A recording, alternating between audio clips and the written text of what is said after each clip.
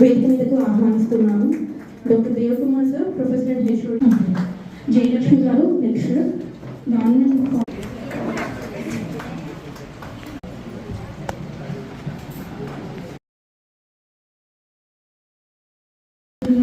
జ్యోతి ప్రధానం చేయమని కోరుకుంటున్నాము.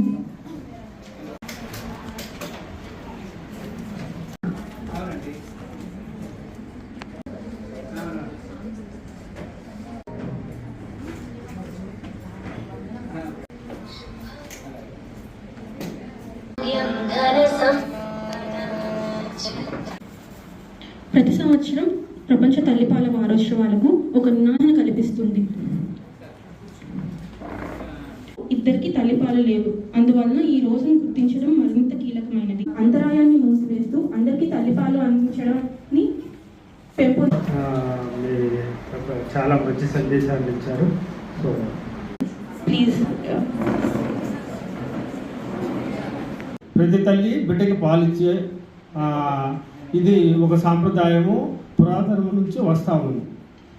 సో సామాజికంగా ఆర్థికంగా వచ్చిన మార్పుల కారణంగా ఇప్పుడు ఇంట్లో ఒకళ్ళే కాదు, ఇంటి మొత్తము ఉద్యోగాలు చేయకపోతే కుటుంబం నడిచే పరిస్థితి లేదు చాలా. సో దానివల్ల ఏంటంటే ప్రసవానంతరము తల్లికి బిడ్డకి దూరం పెరుగుతూ వస్తూ ఉంటుంది. దానివల్ల ఏంటంటే తల్లి బిడ్డకి పాలిచ్చే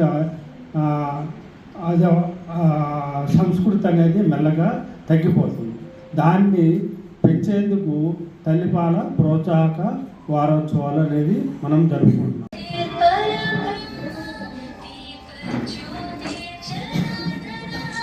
ఈ మురిపాలు చాలా బిడ్డకి చాలా శ్రేష్టము. దానిలో రోగనిరోధక శక్తి పెంచేవి చాలా లక్షణాలు ఉంటాయి.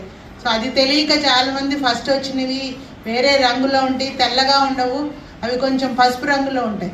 అందుకని ఆ ఫస్ట్ 3-4 రోజులు అలాంటి పాలు వస్తాయి అన్నమాట. అవే చాలా శ్రేష్టకరం. అలాంటివి తెలియక ఇది తెల్ల రంగులో లేవని ఈ పక్కన తల్లి డెలివరీకి వచ్చిన వాళ్ళ తల్లులు అమ్మమ్మలు వీళ్ళందరూ పాలు ఇవ్వనివ్వరు. దాని బదులు చాలా వరకు పిల్లలకి ఈ సెలైన్ తీసుకొచ్చి పట్టడం, డిస్టిల్ వాటర్ అని నీళ్లు తీసుకొచ్చి పట్టడం, ఆ పాలు పట్టడం, అవన్నీ వేరేవి ఇలా అవి పట్టడం వల్ల వాళ్ళు ఇన్ఫెక్షన్కి గురయ్యి వాళ్ళకి విరోచనాలు రావటం, పిల్లలు బాడవటం జరుగుతూ ఉంటుంది. అందుకని అందరూ గుర్తుంచుకోవాల్సింది తల్లి నుంచి వచ్చే ప్రతి పాలు, ఫస్ట్ పాలు అనేవి చాలా శ్రేష్టం అనేది ఒకటి. తర్వాత అమ్మంటే అంతులేని సొమ్మురా. అమ్మమ్మలు అందరూ మిమ్మల్ని నీళ్లు తాగనివ్వరు. ప్రెగ్నెంట్ లేడీస్, డెలివరీ అయిన మదర్స్ని ఆ నీళ్లు తాగనివ్వడం వల్ల పాలల్లో 95%, 98% నీరే ఉంటుంది. ఈ నీరు ఎప్పుడైతే మీరు తీసుకోరో పిల్లలకి నీరు అందదు, అది పాలు అనేది రావడం అనేది తగ్గుతూ ఉంటుంది.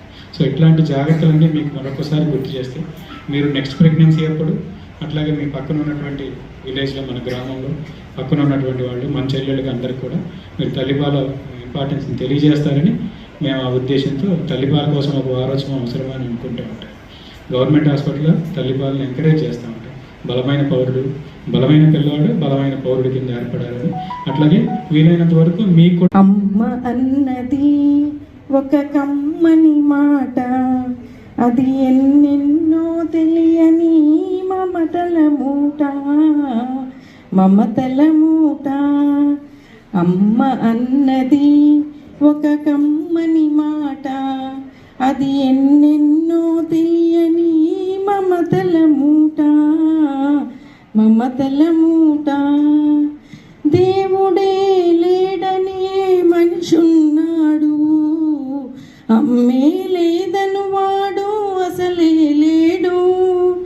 దేవుడే లేడనే మనిషున్నాడు, అమ్మే లేదను వాడు అసలే లేడు. తల్లి ప్రేమ నోచుకున్న కొడుకే కొడుకు, ఆ తల్లి సేవ చేసుకునే బ్రతుకే బ్రతుకు. అమ్మ అన్నది ఒక కమ్మని మాట, అది ఎన్నెన్నో తెలియని మమతల మూట, మమతల మూట. బాధ్యతలు కూడా ఎక్కువ ఉన్నప్పుడు అసలైన బాధ్యతలు మర్చిపోయామనిపిస్తూ ఉంటుంది. బాధ్యతలు మర్చిపోవడం కాదు, బాధ్యతలు నిర్వహించడానికి సరైన టైము, సరైన ప్లేసు, సరైన అవగాహన ఈ లేకపోవడం కూడా ముఖ్య కారణాలుగా మనం తీసుకోవాల్సిన అవసరం. సో ఆధునిక యుగంలో ఒకళ్ళు పనిచేస్తే వాళ్ళ కుటుంబాలు గడవని పరిస్థితి, అందరూ కూడా ఏదో ఒక వృత్తిలో ఉండాల్సిన అవసరం ఉంది. అలానే ఆధునికమైన మహిళ చదువుకుంటుంది, చదువులో ముందుంటుంది, ప్రతి ఒక్క రంగంలో కూడా పరిగెత్తు ముందుకు వెళ్తున్నప్పుడు కనీస బాధ్యతగా కొన్ని మనకి మానవ సంబంధ శారీరక సంబంధ విషయాల్లో ఎస్పెషల్లీ శిశువుల్ని ఎలా కాపాడాలనే విషయాల్లో కొంత బాధ్యత రాహిత్యం కొంత ఉందని అనిపిస్తూ ఉంది.